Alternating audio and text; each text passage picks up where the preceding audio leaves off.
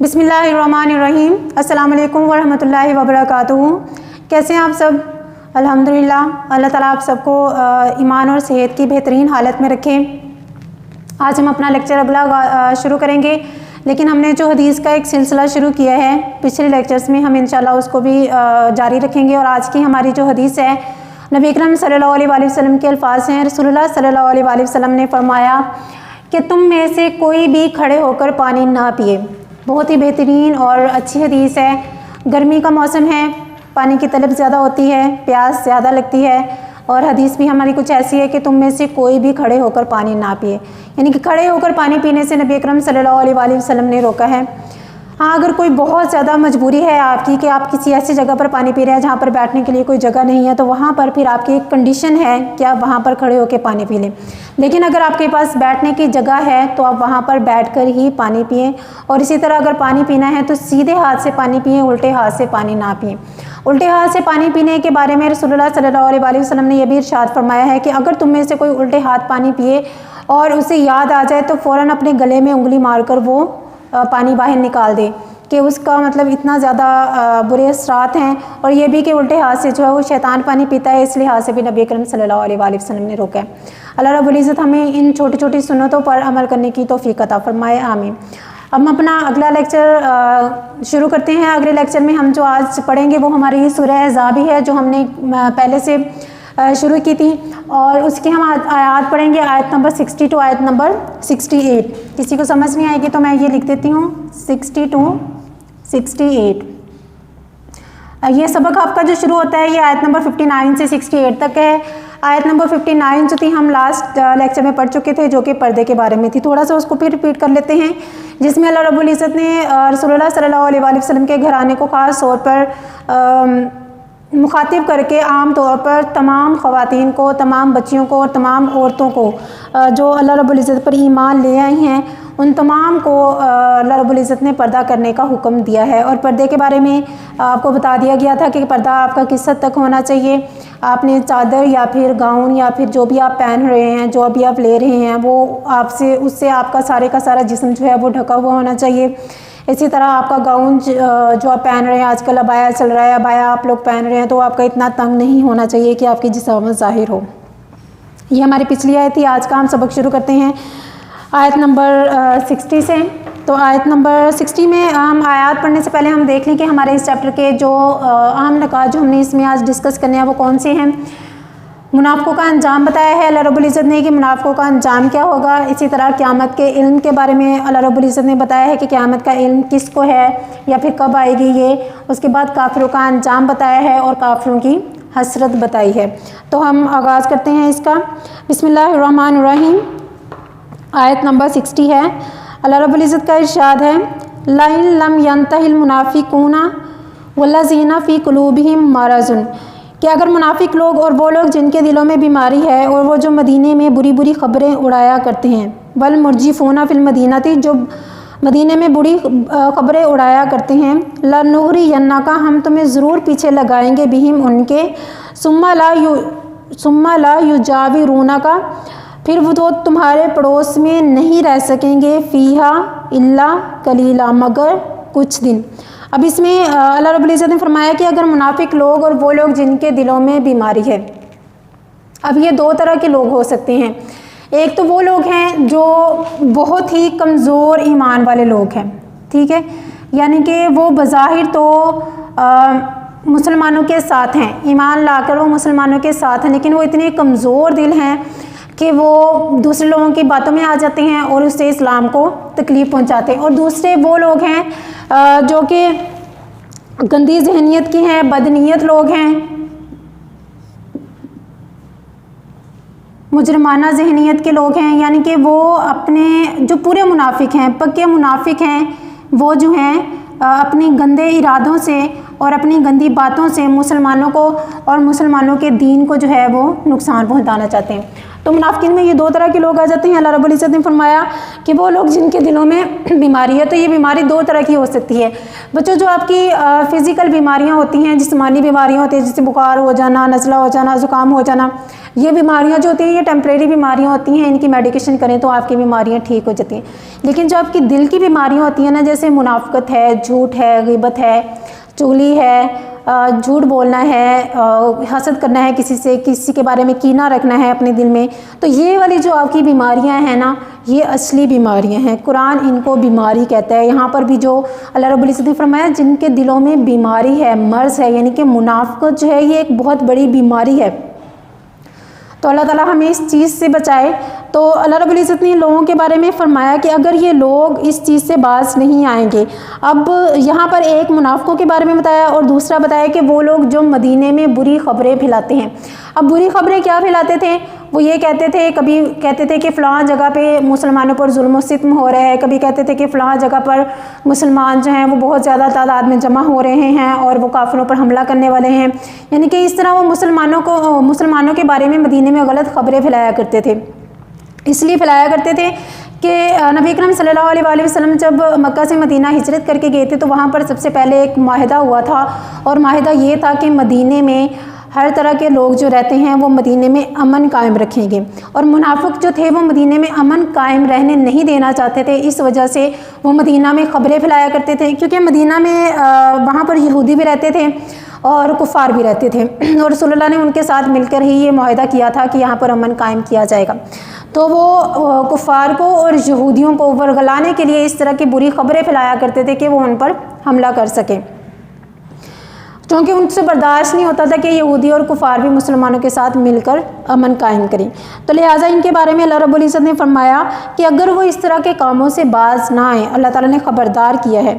اللہ تعالیٰ نے کہا ہے کہ پھر ہم تمہیں ان کے پیچھے لگا دیں گے، یعنی کہ مسلمانوں کو کافروں کے پیچھے لگا دیں گے، اور پھر وہ تمہارے پڑوس میں نہیں رہ سکیں گے مگر بہت کم، یعنی کہ پھر وہ مدینہ میں نہیں رہ سکیں گے۔ پھر کیا ہوگا؟ جب اللہ رب العزت انہیں ان کے پیچھے لگا دیں گے، پھر وہ مدینہ سے باہر چلے جائیں گے، بھاگ جائیں گے، کہیں اور چلے جائیں گے، یا پھر اس کے علاوہ ایک اور کنڈیشن ہو سکتی ہے جو کہ اللہ رب العزت نے اگلی آیت میں ارشاد فرمائی۔ آیت نمبر 61 میں اللہ رب العزت نے فرمایا ملعونین، لعنت زدہ ہیں، اینما ثقفوا اخذوا، یا جہاں کہیں وہ پائے جائیں، اخذوا وہ پکڑے جائیں گے، وقتلوا تقتیلا، اور وہ بری طرح سے مار دیے جائیں گے۔ یعنی کہ پھر ان کا انجام کیا ہوگا کہ اگر وہ ان چیزوں سے باز نہیں آئیں گے تو ان کا انجام کیا ہوگا کہ ان کو قتل کر دیا جائے گا، یعنی کہ ان کا انجام یہ ہوگا کہ وہ جہاں کہیں بھی پائے جائیں گے پھر ان پر رحم نہیں کیا جائے گا، پھر وہ جہاں کہیں بھی مسلمانوں کو ملیں گے وہ قتل کر دیے جائیں گے۔ ان کا انجام کیا ہوگا؟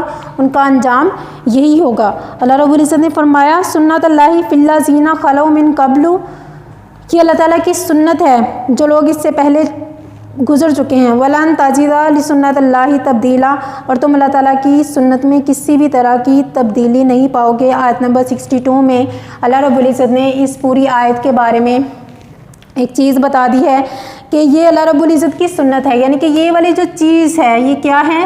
یہ اللہ رب العزت کی سنت ہے پہلے لوگوں کے بارے میں بھی، کہ کوئی بھی جو دین کو، اللہ تعالیٰ کی شریعت کو تباہ کرنے کی یا اس کو نقصان پہنچانے کی یا اس کے بارے میں کسی بھی طرح کی بری سوچ رکھتا ہے، تو یہ اللہ تعالیٰ کی سنت ہے کہ اللہ تعالیٰ ایسے لوگوں کو ختم کر دیتے ہیں۔ یہ اللہ رب العزت کی سنت رسول اللہ صلی اللہ علیہ وآلہ وسلم کے آنے سے پہلے بھی تھی، یعنی کہ جو ان سے پہلے انبیاء جتنے بھی آئے ان کے بارے میں بھی اللہ رب العزت کی یہی سنت تھی، رسول اللہ صلی اللہ علیہ وآلہ وسلم کے دور میں بھی اللہ رب العزت کی یہی سنت تھی، اور اسی طرح آج کے دور میں بھی کوئی بھی انسان اپنی گندی ذہنیت کی وجہ سے یا اپنی سازشوں کی وجہ سے اس مسلمانوں کو یا اسلام کو تکلیف پہنچانے کی کوشش کرے گا تو اللہ رب العزت فرماتے ہیں کہ پھر وہ اس دنیا میں نہیں رہ سکیں گے، یا پھر وہ مسلمانوں کے ساتھ نہیں رہ سکیں گے۔ ان کا انجام یہی ہوگا کہ وہ جہاں کہیں بھی مسلمانوں کو ملیں گے وہ قتل کر دیے جائیں گے۔ اس کے بعد آیت نمبر 63 ہے جس میں قیامت کا ذکر اللہ رب العزت نے کیا ہے۔ اللہ رب العزت فرماتے ہیں یسألوک الناس عن الساعۃ، لوگ آپ سے قیامت کے بارے میں دریافت کرتے ہیں۔ کل انما علمھا عنداللہ، کہہ دیں کہ اس کا علم صرف اللہ رب العزت کے پاس ہے۔ وما یدریک لعلہ، اور تمہیں کیا معلوم کہ شاید الساعۃ تکون قریبا، کہ بے شک قیامت قریب ہی آ گئی ہو۔ اب اس میں اللہ رب العزت نے ذکر فرمایا ہے کہ وہ لوگ آپ سے قیامت کے بارے میں سوال کرتے ہیں، کہہ دیجئے کہ اس کا علم صرف اللہ رب العزت کو ہے۔ اب جو کافر لوگ تھے یا پھر جو منافق لوگ تھے، خاص طور پر جو کافر لوگ تھے، وہ اللہ رب العزت رسول اللہ صلی اللہ علیہ وسلم کے پاس آتے تھے اور رسول اللہ سے سوال کرتے تھے کہ قیامت کب آئے گی، چونکہ وہ سوال اس لیے کیا کرتے تھے کہ وہ اس سے مسلمانوں کا اور رسول اللہ صلی اللہ علیہ وسلم کا اور نعوذ باللہ اللہ رب العزت کی شریعت کا مذاق اڑا سکیں۔ وہ یہ سوال اس لیے نہیں کرتے تھے کہ وہ آنے والے وقت کے لیے اپنے لیے تیاری کر لیں، اچھے اعمال کر لیں، بلکہ وہ مذاق کے لیے یہ سوال کیا کرتے تھے، اس لیے کہ وہ آخرت کو مانتے نہیں تھے، آخرت کے آنے کا انہیں یقین نہیں تھا۔ وہ یہ سمجھتے تھے کہ محمد جو ہمیں باتیں بتاتا ہے یہ محض کہانی ہے یا پھر یہ جو ہے ایک فلسفہ ہے، افسانہ ہے، کیونکہ ان کے خیال میں اس سے پہلے کبھی یہ کام ہوا ہی نہیں تھا کہ قیامت آئے اور سارے لوگ مر جائیں اور پھر اللہ رب العزت جو ہے وہ اعمال کا حساب کتاب کریں۔ وہ اس چیز پہ یقین نہیں رکھتے تھے، اس لیے وہ بار بار رسول اللہ صلی اللہ علیہ وسلم کے پاس آتے تھے اور ان سے سوال کرتے تھے، یہاں تک کہ کافر نبی اکرم صلی اللہ علیہ وسلم کے پاس پرانی ہڈیاں لے کر آیا جو کہ بالکل بھرنے کے قریب تھی، وہ لا کر رسول اللہ صلی اللہ علیہ وسلم کے سامنے اس نے ان کو پیس دیا اور مٹی میں مکس کر دیا، اور رسول اللہ صلی اللہ علیہ وسلم سے سوال کیا کہ اب بتاؤ کہ اس مٹی میں سے تمہارا رب ہڈیوں کو کیسے نکالے گا، بتاؤ کیسے قیامت آئے گی اور کس طرح تمہارا رب ان چیزوں کو اکٹھا کرے گا۔ تو وہ رسول اللہ صلی اللہ علیہ وسلم کا مذاق اڑانے کے لیے اس طرح کا سوال کیا کرتے تھے، اپنے اعمال درست کرنے کے لیے سوال نہیں کرتے تھے۔ تو اللہ رب العزت نے فرمایا کہ فرما دیں کہ اس کا علم تو صرف اللہ رب العزت کی ذات کو ہے، یعنی کہ قیامت کب آئے گی، کس وقت آئے گی، یہ اللہ رب العزت کو معلوم ہے، لیکن اللہ تعالیٰ نے اس کی ساری نشانیاں بتا دی ہیں۔ پھر اس کے بعد اللہ تعالیٰ نے فرمایا کہ ہو سکتا ہے کہ قیامت قریب ہی ہو۔ قرآن پاک میں جہاں پر بھی قیامت کا ذکر آیا ہے، اللہ رب العزت نے ساتھ یہ بھی فرمایا ہے کہ شاید کہ یا پھر ہو سکتا ہے کہ قیامت قریب ہی ہو۔ اس کا ذکر، اس کا مطلب یہ ہے کہ ہر گزرنے والا دن قیامت کو قریب لا رہا ہے۔ آج کا دن اگر گزر گیا ہے تو قیامت کے آنے میں ایک دن کم ہو گیا ہے، یا پھر اتنا وقت جو ہے وہ کم ہو گیا ہے کہ ہر آنے والا دن جو ہے وہ قیامت کو، یا پھر ہر گزرنے والا دن جو ہے وہ قیامت کو قریب لا رہا ہے۔ اس کے بعد آیت نمبر 64 میں اللہ رب العزت نے فرمایا ان اللہ لعن الکافرین، بے شک اللہ تعالیٰ نے لعنت کی ہے کافروں پر، وَأَعَدَّ لَهُمْ سَعِيرًا، اور ان کے لیے جہنم کی آگ تیار کر رکھی ہے۔ کافروں کا انجام جو ہے وہ ایک ہی ہے اور وہ ہے جہنم کی آگ۔ اس کے علاوہ باقی لوگ جو ہیں اگر وہ کسی بھی طرح کی غلطی کرتے ہیں، گناہ کرتے ہیں، تو اللہ رب العزت نے ان کے لیے الگ الگ عذاب رکھے ہوئے ہیں، دردناک عذاب ہے، ذلیل کرنے والا عذاب ہے، لیکن کافروں کے لیے اللہ رب العزت نے ایک ہی عذاب رکھا ہے اور وہ ہے جلنے کا عذاب، آگ کا عذاب۔ تو کافروں کا انجام کیا ہے؟ اللہ رب العزت نے آگ کا عذاب تیار کر رکھا ہے۔ اس کے علاوہ اللہ رب العزت نے ان کے لیے دوسرا، ان کے لیے عذاب کیا ہے؟ لعنت ہے، اللہ رب العزت کی لعنت ہے۔ تو لعنت کا مطلب کیا ہے؟ میں نے آپ کو پہلے بھی بتایا تھا، اس کا مطلب ہے اللہ کی رحمت سے محرومی، دنیا میں بھی اور آخرت میں بھی، کہ دنیا میں بھی اللہ رب العزت ان پر اپنی رحمت نہیں فرمائیں گے، اسی طرح آخرت میں تو ان کے لیے اللہ رب العزت کی رحمت ہے ہی نہیں۔ اللہ رب العزت کی دو صفات ہیں، ایک رحمت ہے اور دوسری جو ہے وہ رحم ہے۔ جو رحمت ہے یہ دنیا میں ہر انسان کے لیے ہے، چاہے وہ مسلمان ہے، چاہے وہ مومن ہے، چاہے وہ کافر ہے، یہ رحمت اللہ رب العزت کی ہر بندے کے لیے ہے اس دنیا میں۔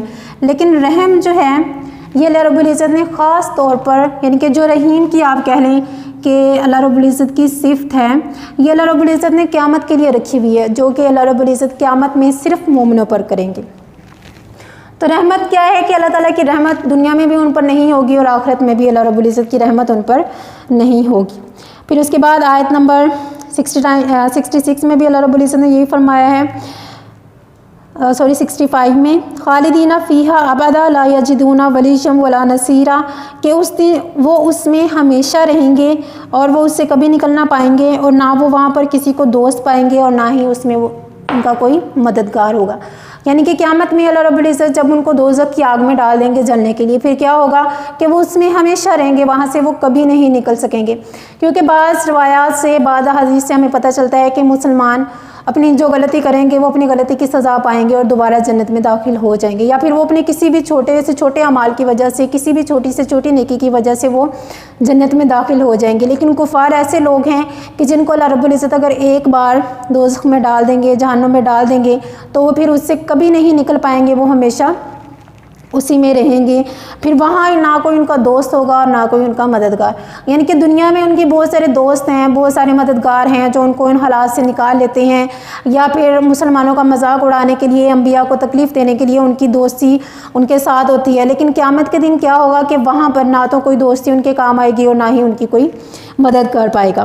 پھر اس کے بعد آیت نمبر 66 میں اللہ رب العزت نے ان کا ایک اور انجام بتایا ہے کہ صرف وہ جہنم میں ڈال نہیں دیے جائیں گے، ان کو گرا نہیں دیا جائے گا، بلکہ اللہ رب العزت ان کے ساتھ کیا کریں گے؟ یوم تقلب وجوہہم فی النار، جس دن ان کے منہ آگ کے اوپر الٹائے جائیں گے، یقولون یا لیتنا، وہ کہیں گے اے کاش کہ ہم اطعنا اللہ، اطاعت کرتے اللہ کی، و اطعنا الرسول، اور اطاعت کرتے رسول کی۔ آیت نمبر 66 میں یہ ارشاد فرمایا ہے، اللہ رب العزت فرماتے ہیں کہ جس دن ان کے منہ آگ پر الٹائے جائیں گے۔ اب اللہ تعالیٰ نے خاص طور پر چہرے کا ذکر کیوں کیا ہے؟ چہرہ جو ہوتا ہے وہ انسان کی پہچان کی علامت ہوتا ہے، ہم کسی بھی انسان کو اس کے فیس کی وجہ سے یا اس کے چہرے کی وجہ سے پہچان لیتے ہیں۔ اسی طرح دنیا میں عزت کا جو مقام ہوتا ہے بندے کے لیے، جو عزت اور شرافت کی نشانی ہوتی ہے، وہ بھی انسان کا چہرہ ہوتا ہے۔ اسی طرح انسان کی شخصیت جو ہے وہ زیادہ تر جو ابھر کر سامنے آتی ہے وہ بھی انسان کے چہرے کی وجہ سے آتی ہے۔ اور اسی طرح انسان اگر کسی بھی طرح کے ایکسپریشنز کا مظاہرہ کرتا ہے تو وہ بھی اس کے چہرے سے ہوتا ہے، تکبر کا یا پھر عاجزی کا یا کسی بھی طرح کا وہ جو اظہار کرتا ہے وہ اپنے چہرے سے ہی کرتا ہے۔ ان کے چہرہ جو ہے وہ پورے کے پورے انسان کو ریپریزنٹ کرتا ہے۔ تو اللہ رب العزت نے فرمایا کہ وہی چہرہ جو دنیا میں تمہارے لیے عزت کا باعث ہے، وہی چہرہ کہ جس سے تم تکبر کے جذبات کا اظہار کرتے تھے، اسی چہرے کو اللہ رب العزت اس دن آگ پر پلٹائیں گے، پلٹائیں گے اور ان سے وہ سزا حاصل کریں گے، سزا پائیں گے۔ اور اس کے ساتھ ساتھ وہ کیا کہیں گے کہ اے کاش، یعنی کہ ان کی حسرت ہے، وہ کہیں گے کہ اے کاش ہم اللہ اور اس کے رسول کی اطاعت کرتے، یعنی کہ جب ٹائم ختم ہو گیا، جب ان کے پاس مہلت بھی نہیں، پھر جب ان کو عذاب دے دیا جائے گا، ان کو سزا دے دی جائے گی، آخرت آ جائے گی اور ان کے اعمال کا حساب کتاب کر کے ان کو ان کے انجام تک پہنچا دیا جائے گا، پھر وہ حسرت کریں گے کہ اے کاش ہم اللہ کی اور اس کے رسول کی اطاعت کرتے۔ یہ حسرت صرف ان کے لیے نہیں ہے، یہ حسرت ان لوگوں کے لیے بھی ہوگی جو اس دنیا میں اللہ کے حکم کو جانتے ہوئے ایمان لانے کے باوجود بھی اللہ تعالیٰ کی بات کو نہیں مانتے۔ پھر اس کے بعد آیت نمبر 67 ہے، آیت نمبر 67 میں وہ فرمائیں گے وَقَالُوا رَبَّنَا إِنَّا أَطَعْنَا، وہ کہیں گے اے ہمارے پروردگار ہم نے اطاعت کی، سادتنا و کبراءنا، ہم نے اپنے سرداروں کی اور ہم نے اپنے بڑوں کی، فَأَضَلُّونَا السَّبِيلَ، تو انہوں نے ہمیں گمراہ کیا سیدھے راستے سے۔ اب کیا ہے کہ جب اللہ رب العزت انہیں قیامت میں جہنم کی آگ میں ڈال دیں گے، پھر وہ کیا کہیں گے کہ ہم نے یہ اپنی مرضی سے نہیں کیا، ہم نے تو یہ اپنے بڑوں کے کہنے پر کیا، ہم نے اپنے سرداروں کے کہنے پر کیا۔ اس سے پہلے جب نبی کریم صلی اللہ علیہ وآلہ وسلم یا باقی انبیاء کرام جب اپنی قوم کے لوگوں کو دعوت دیتے تھے تو وہ انہیں کہتے تھے کیا ہم اپنے باپ دادا کا دین چھوڑ دیں، کیا ہم اپنے باپ دادا کی روایات کو چھوڑ دیں، ان کی رسوم کو چھوڑ دیں؟ ہم کیسے چھوڑ دیں، یہ تو سالوں سے چلتی آ رہی ہیں، ہم تو انہیں اسی چیز کو مانیں گے، اسی پر عمل کریں گے۔ لیکن جب وہ جہنم کی آگ میں ڈالے جائیں گے پھر کیا کہیں گے؟ پھر وہ اپنے آپ کو بری کر لیں گے، اس چیز سے اپنے آپ کو آزاد کرنے کی کوشش کریں گے اور اللہ رب العزت سے کہیں گے کہ اس چیز میں ہمارا کوئی قصور نہیں ہے، ہماری غلطی نہیں ہے، ہم نے تو اپنے بڑوں کا کہا مانا، ہم نے تو اپنے سرداروں کا کہا مانا، آپ ہمیں نہیں سزا دیں بلکہ ہمارے بڑوں کو سزا دیں۔ یہ صرف ان کی بات نہیں ہے، کیا ہم اپنے آپ کو دیکھیں، ہمارے اندر یہ بات نہیں ہے، ہم اپنی روایات کو لے کر نہیں چلتے، ہم اپنی رسوم کو لے کر نہیں چلتے، یا پھر ہم معاشرے کے بارے میں نہیں سوچتے کہ معاشرہ کیا کہے گا اگر ہم ایسا کریں گے، اگر ہم نے یہ والی بات چھوڑ دی ہے تو ہمارے خاندان میں چلتی آ رہی ہے۔ تو اللہ رب العزت نے یہاں پر ان کا ذکر کر کے ہمیں بھی خبردار کیا ہے کہ کل اگر وہ یہ بات آ کر کہیں گے تو کیا آج ہم انہی باتوں پہ نہیں چل رہے ہیں، آج ہم اپنے آباء و اجداد کی رسوم و روایات کو لے کر نہیں چل رہے؟ تو اس چیز سے بچنے کی خاطر، اس چیز سے بچانے کی خاطر اللہ رب العزت نے یہ قرآن پاک کی آیات جو ہیں وہ ہمارے لیے نازل کی ہیں۔ رسول اللہ صلی اللہ علیہ وآلہ وسلم کا بھی ارشاد ہے کہ سعادت مند وہ شخص ہے جو دوسرے لوگوں سے عبرت حاصل کر لے۔ تو یہ آیات، یہ کہانیاں صرف ہمیں سنانے کے لیے نہیں اللہ رب العزت نے قرآن پاک میں نازل فرمائی، بلکہ اس لیے نازل فرمائی ہے کہ ہم ان سے سبق حاصل کریں۔ جب وہ یہ بات کہیں گے کہ ان کو عذاب دیں، انہوں نے ہمیں گمراہ کیا ہے، تو وہ کیا کہیں گے؟ ربنا آتیہم ضعفین من العذاب، اے پروردگار ان کو عذاب میں سے 2 گنا عذاب دے، والعنہم لعنا کبیرہ، اور ان پر بڑی لعنت کر۔ یعنی کہ وہ اللہ رب العزت فرمائیں گے کہ یا اللہ ہمارے بڑوں نے ہمیں گمراہ کیا۔ وہ آپ کے بڑے آپ کے والدین ہو سکتے ہیں، آپ کے بہن بھائی ہو سکتے ہیں، آپ کے دوست ہو سکتے ہیں، کوئی بھی ہو سکتا ہے۔ تو وہ کیا ان کے بارے میں فرمائیں گے کہ ہمارے بڑوں نے ہمیں گمراہ کیا ہے، تو آپ ان کے ساتھ کیا کریں کہ انہیں 2 گنا عذاب دیں، 2 گنا عذاب دیں، اور ان پر بڑی لعنت کریں۔ یعنی کہ جتنا عذاب ہمیں دیا جا رہا ہے، جتنی بڑی لعنت ہم پر کی ہے، اس سے زیادہ عذاب اور اس سے زیادہ بڑی لعنت ان پر نازل فرما۔ اس کے بارے میں قرآن پاک میں اللہ رب العزت نے ایک اور جگہ پر ارشاد فرمایا ہے کہ یہ مجھ پر ہے کہ میں کس کو کتنا عذاب دیتا ہوں، چاہے 2 گنا دوں یا 3 گنا دوں یا پھر کسی کو عذاب نہ دوں۔ یعنی کہ انسان یہ فیصلہ کرنے کا اختیار نہیں رکھتا کہ اگر کسی نے غلطی کی ہے تو اسے کس قدر عذاب دیا جائے۔ عذاب دینے کا حق صرف اللہ رب العزت کی ذات کو ہے۔ تو یہ تھا آج کا ہمارا چیپٹر۔ اللہ رب العزت ہمیں کافروں کے یا پھر منافقوں کے رویوں سے دور رکھے، اور جتنے ہم مسلمان ہیں اتنے بہترین مسلمان بننے کی توفیق عطا فرمائے۔ انشاءاللہ تعالیٰ اگلی آیات کے ساتھ، جو کہ سورہ احزاب کی آپ کی آخری آیات ہوں گی، آخری چیپٹر ہوگا، اس کے ساتھ ہم دوبارہ ملیں گے۔ تب تک کے لیے اپنا بہت سارا خیال رکھیے گا۔ اللہ حافظ۔